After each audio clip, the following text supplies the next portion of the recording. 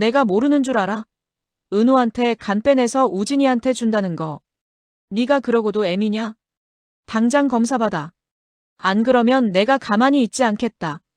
오늘 이 드라마의 판을 통째로 바꿔놓을 인물이 등장합니다.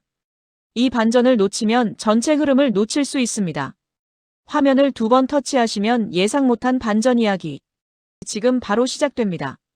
지혁은 커피를 내리면서도 은호 생각에서 단 한순간도 벗어나지 못하고 있었습니다. 걱정할 필요 없어요. 커피를 들고 나오던 지혁에게 차철민이 무심하게 한마디를 내뱉었습니다. 지혁은 걸음을 멈춘 채 고개를 돌렸습니다. 철민 씨 방금 뭐라고 했어? 그냥 지금 걱정하시는 거. 그거 자세히 좀 말해봐. 저는 그냥 기운만 느껴서 한 말입니다. 걱정하실 필요 없다고. 차철민이 말끝을 흐리면서 자리로 돌아갔습니다. 지혁은 철민의 말이 이상하게 귓가에 꽂혔습니다. 며칠 전 은호의 생일에도 철민이 툭 던진 말이 있었고 그날 은호는 간이식을 결심했었습니다. 그래서인지 오늘도 철민의 한마디가 쉽게 흘러가지 않았습니다. 그때 지혁의 핸드폰이 울렸습니다. AP그룹을 지혁에게 넘긴 한동수 회장이었습니다. 자네 오늘 내 집무실로 좀 와줘야겠어. 철민의 말이 미묘하게 남아있던 지혁은 곧바로 한동수 회장의 집무실로 향했습니다. 문을 열고 들어서자 한동수 회장은 결연한 표정으로 그를 기다리고 있었습니다. 창밖으로 도심의 불빛이 반짝이고 있었고 책상 위에는 오래된 사진 한 장이 놓여 있었습니다. 지혁이 다가가자 한동수 회장이 자리에서 일어나 그를 맞이했습니다. 오늘 내가 자네를 부른 건 내 손녀 때문이야. 손녀라니요? 지혁이 의아하다는 듯 되물었습니다. 지은호. 그 아이가 바로 내 손녀야. 죽은 내 큰아들 딸일세. 한동수 회장은 사진을 들어 지혁에게 건넸습니다. 젊은 시절의 큰아들이 담긴 사진이었습니다. 지혁은 숨을 삼키며 한동수 회장을 바라보았습니다. 은호가 그의 손녀라니 믿기 어려운 사실이었습니다. 내가 자네에게 AP그룹을 넘긴 이유도 결국 은호 때문이었어. 그 아이를 지켜봐준 사람이었으니까. 물론 자네의 능력도 이미 충분히 알고 있었지. 한동수 회장의 목소리에는 깊은 애정이 담겨 있었습니다. 회장님, 은호가 회장님의 손녀라는 걸 어떻게 확신하셨습니까? 지혁이 조심스럽게 물었습니다. 나에게는 아들이 셋 있었지. 그중 첫째가 내가 반대하던 결혼을 했네. 그는 잠시 말을 멈추었습니다. 그의 눈가에는 오래된 슬픔이 묻어났습니다. 평생을 이 바닥에 있다 보니 내가 사람을 좀 볼 줄 알지. 그런데 결혼하겠다고 데려온 여자가 아무리 봐도 서늘해. 그래서 반대를 했는데 아들 녀석이 집을 나가버렸어. 한동수 회장이 잠시 말을 멈추고 눈물을 훔쳤습니다.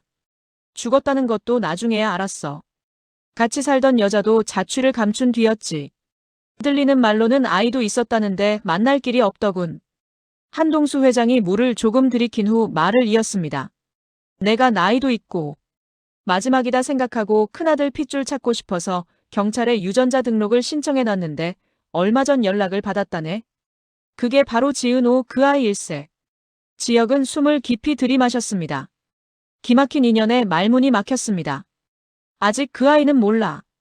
어릴 때 입양됐다가 최근에야 친모를 만난 모양이야.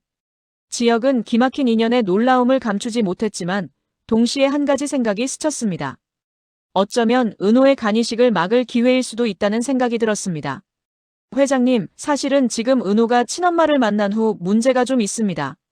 무슨 문제지? 한동수 회장의 표정이 굳어졌습니다. 은호는 사실 쌍둥이 남매입니다. 한동수 회장이 깜짝 놀라 자리에서 몸을 앞으로 기울였습니다. 쌍둥이라고? 아들은 엄마가 키우고 있었고 은호는 보육원에 맡겨졌다가 입양이 됐는데. 지혁은 잠시 숨을 고르고 말을 이었습니다. 은호 친엄마가 은호를 찾아냈고 쌍둥이 오빠가 간이식을 해야 한다면서 은호에게 간을 내놓으라고 합니다. 뭐라고? 딸을 찾자마자 간을 내놓으라고 했다는 건가? 못된 것. 작정하고 찾은 거지. 한동수 회장의 얼굴이 붉어지며 분노가 치솟았습니다. 주먹을 불끈 쥐며 책상을 탁 쳤습니다. 이럴 게 아니라 내가 나서야겠어. 지은호 그 아이하고 만날 수 있도록 조용히 자리 좀 만들어주겠나? 사무실로 돌아온 지혁은 은호를 회의실로 불러 앉혔습니다. 은호는 평소와는 다른 지혁의 표정을 보며 조심스레 눈치를 살폈습니다. 은호야, 놀라지 말고 들어. 네가 경찰에 유전자 등록을 해놓은 덕분에 너의 친할아버지가 너를 찾게 되었어. 은호가 믿을 수 없다는 듯 지역을 쳐다보았습니다. 내 친할아버지가 계신다고요? 그리고 더 놀라운 건 그분이 바로 AP그룹 한동수 회장님이셔.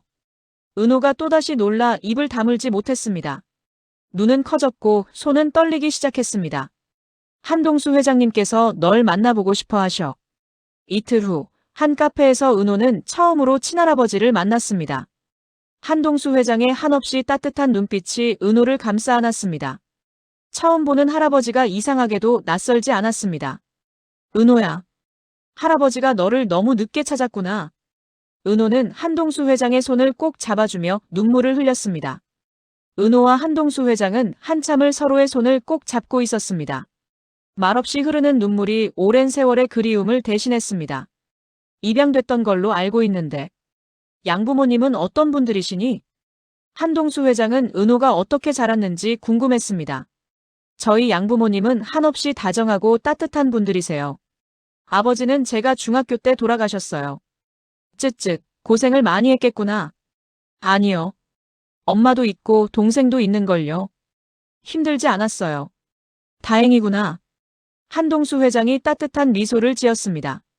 이번에 친엄마를 찾은 걸로 알고 있는데 친엄마 얘기가 나오자 은호의 얼굴이 굳었습니다. 고성애 맞지? 너한테는 미안하지만 내가 결혼을 많이 반대했어. 욕심이 아주 많은 아이였지. 한동수 회장의 얼굴에서 웃음기가 빠졌습니다. 목소리는 낮아졌고 눈빛은 차갑게 식었습니다. 고성이가 너한테 간을 달라고 한다고? 은호는 잠시 머뭇거리다 대답했습니다. 친어머니는 저도 용서가 안 돼요. 하지만 쌍둥이 오빠를 그냥 외면할 수는 없어요. 너 말고 친엄마. 고성이는 간을 줄 수 없다고 하니? 그건 저도 몰라요. 그때 지역이 끼어들어 말했습니다. 은호야, 너 2달 전에 한국병원에서 고성의 이사장님과 건강검진 받지 않았니? 한국병원? 거기라면 내가 잘 알지. 내가 한번 알아보마. 한동수 회장의 눈빛이 날카로워졌습니다. 며칠 후 한동수 회장은 한국병원 의사로 있는 둘째 아들을 통해 은호와 고성희의 진료 기록 그리고 건강검진 결과지를 입수했습니다. 아버지, 고성희 씨 건강 상태로 봐서는 간이식 충분히 가능합니다. 진료 기록과 건강검진 결과지를 꼼꼼히 확인한 둘째 아들이 한동수 회장에게 말했습니다. 한동수 회장이 미소를 보였습니다. 오케이. 그럼 고성희가 간이식이 가능한데도 은호를 수술대에 올리려고 한 거였군. 못된 것. 이제 고성희를 만나봐야겠어. 한동수 회장은 비서를 대동하고 고성희가 있는 가온재단으로 갔습니다. 한동수 회장을 본 고성희의 얼굴이 순간 창백해지며 몸이 굳어졌습니다. 너는 28년 전 얼굴 그대로구나. 여기를 무슨 일로 오셨죠? 절 인정하지도 않으셨고 더구나 이젠 만날 사이도 아닌 것 같은데. 고성희가 싸늘한 눈빛으로 말했습니다. 하지만 목소리는 떨리고 있었습니다. 내 손녀 은호한테 너 지금 무슨 짓을 하고 있는 거냐? 무슨 짓이라뇨? 고성희가 당황하며 말했습니다. 내가 모르는 줄 알아? 은호한테 간 빼내서 우진이한테 준다는 거. 내가 그러고도 애미냐? 간을 빼가다뇨? 둘 다 제 자식이에요. 말씀을 좀 가려서 해주세요. 단도직입적으로 묻지. 너는 왜 못 주는 거냐? 내 배 가르기는 싫고 어린 딸 배 가르는 건 아무렇지도 않냐? 제발 그만 좀 하시고 당장 나가세요. 고성희의 목소리가 떨렸습니다. 당장 너부터 간이식 검사 받아. 안 그러면 내가 가만히 있지 않아. 가만히 있지 않으면 어쩔 건데요? 내 남편 슈조이 박진석 먼저 만나야지. 알고 보니 이런저런 모임에서 이미 몇 번 마주친 적도 있고. 한동수 회장의 말에 고성희의 얼굴이 순간 하얗게 변했습니다. 내가 한다면 하는 성격 너도 잘 알게야. 여자에 빠져서 애비 등지고 나간 놈 다시는 보지 않았던다니까. 한동수 회장의 말에 고성희는 그대로 얼어붙었습니다. 무릎에 힘이 빠지는 것 같았습니다. 당장 검사받고 내 간 떼서 우진이한테 이식해줘. 고성희는 그 자리에 주저앉아 입술을 깨물었습니다. 한동수 회장이 돌아간 후 고성희는 주먹을 부르르 떨며 중얼거렸습니다. 내가 간이식을 하라고? 말도 안 되는 소리지. 우진이 회장 만들려면 내가 할 일이 얼마나 많은데. 나더러 간이식을 하래. 내가 은호를 왜 찾았는데? 그 시각 한동수 회장은 은호가 있는 맘대로 집 사무실로 향했습니다. 헛, AP 회장님이시잖아. 맘대로 집 직원들이 모두 자리에서 일어나 한동수 회장에게 인사했습니다.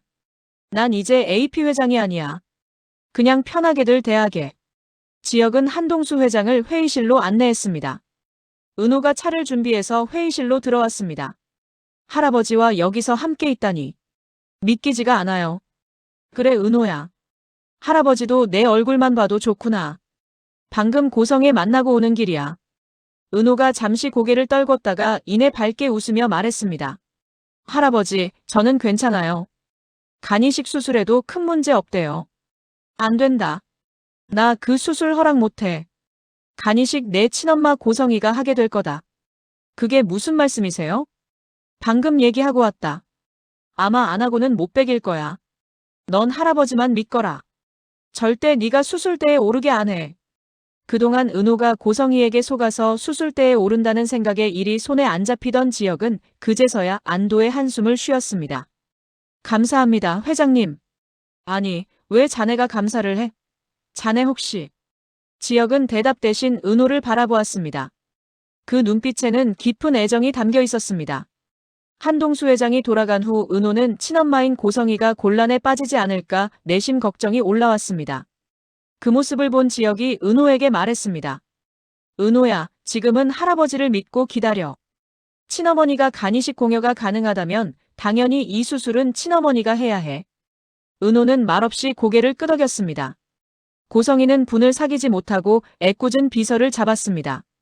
누가 내 방에 그 영감탱이 들여보내래? 고성이의 목소리는 떨리고 있었고 눈빛은 흔들리고 있었습니다. 그동안 내가 받은 수모 다 참아가며 보란듯이 우진이 회장 만들려고 했는데 왜 일이 여기서 꼬여버리냐고. 고성이는 자신을 무시하던 재력가 안주인들 사이에서 오랫동안 억눌러온 열등감을 떨쳐내고 보란듯이 우진을 박진석의 회사 슈조이 회장 자리에 올리려는 야망을 품고 있었습니다.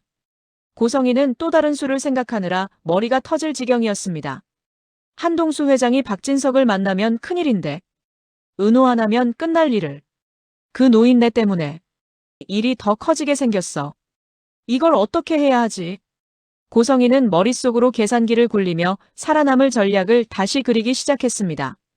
그러다가 머릿속에 불현듯 생각 하나가 스쳤습니다. 그래. 장기매매.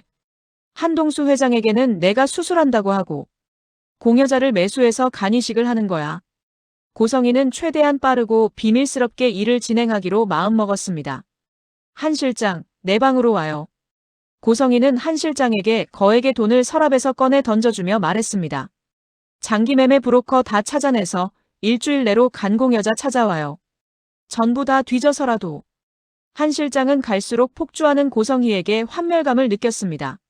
하지만 표정은 감춘 채 고개를 끄덕였습니다. 한편 한동수 회장은 비서를 시켜 고성희의 뒷조사를 지시했습니다. 비서는 고성희의 수족들을 찾아내어 비밀리에 접촉을 시도했고 고성희의 목줄을 쥘 만한 결정적인 혐의점을 찾아냈습니다. 고성희는 자신의 야욕을 채우기 위해 재단의 돈을 자신의 비자금으로 만들어 쓰고 있었습니다.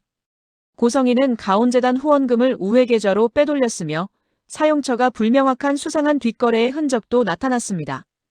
그리고 그녀가 현재 브로커를 통해 불법 장기 매매를 시도 중이라는 사실까지 알아냈습니다. 내가 사람을 잘못 본 게 아니었어. 몬성은 어딜 가지 않지. 박진석이 이 모든 사실을 알면 볼만 하겠군. 한동수는 고성희의 일거수일투족을 손바닥에 올려놓고 들여다보듯 고성희의 움직임을 주시하고 있었습니다. 그리고 이제 그의 편에 선 한 사람, 고성희의 수족이었던 한 실장이었습니다. 다음 날 오후 고성희와 한동수 회장이 무거운 침묵 속에 앉아 있었습니다. 어디 답은 가져왔는지 볼까? 한동수가 의자에 등을 기댄 채 느긋한 웃음으로 고성희에게 물었습니다. 우진이 간이식 제가 할게요. 고성희의 대답은 당당했지만 그 눈빛엔 뭔가 감추는 듯한 거짓이 보였습니다. 그래, 잘 생각했군. 조직적합 검사는 언제 할 거니? 한동수는 고성희의 노림수를 알면서도 모르는 척 물었습니다. 오늘 바로 하겠습니다. 그럼 결과지 나오는 대로 나한테 가지고 오너라. 고성희는 한동수의 심기를 건드리지 않기 위해 조용히 말을 따르는 척 행동했습니다. 고성희는 우진이 입원해 있는 청와대병원에서 간이식 조직 검사를 받았습니다. 고성희님, 결과는 내일 나옵니다. 다음 날 고성희는 한 실장에게 병원에서 간이식 결과지를 받아오도록 지시했습니다. 간이식 결과지를 받은 한 실장은 고성희에게 전달했습니다. 조직 검사 결과 적합. 고성희는 검사 결과지를 한동수 회장에게 전달하였습니다. 며칠 후 드디어 한 실장이 장기밀매 브로커와 접촉에 성공하였습니다. 이사장님, 일주일이면 충분하답니다. 한 실장의 보고를 들은 고성희는 곧바로 브로커와의 접촉 일정을 잡으라고 지시했습니다. 이럴 줄 알았으면 지은호 찾지 말고 브로커를 알아봤어야 했어. 고성희는 모든 계획이 예정대로 흘러가고 있다는 듯 집무실 소파에 몸을 기댄 채 여유로운 미소를 지었습니다. 한동수 회장에게는 내가 직접 수술한다고 말하고 대신 진짜가는 다른 데서 구해오면 완벽하지. 그러나 고성희는 아직 모릅니다. 자신이 믿고 있는 판 위에 이미 한동수 회장의 덫이 깔려 있다는 것을. 과연 누구의 배가 수술대 위에 오르게 될까요? 이어지는 다음 이야기도 기대해주세요. 그리고 잊지 마세요. 구독과 좋아요는 저희에게 정말 큰 힘이 됩니다.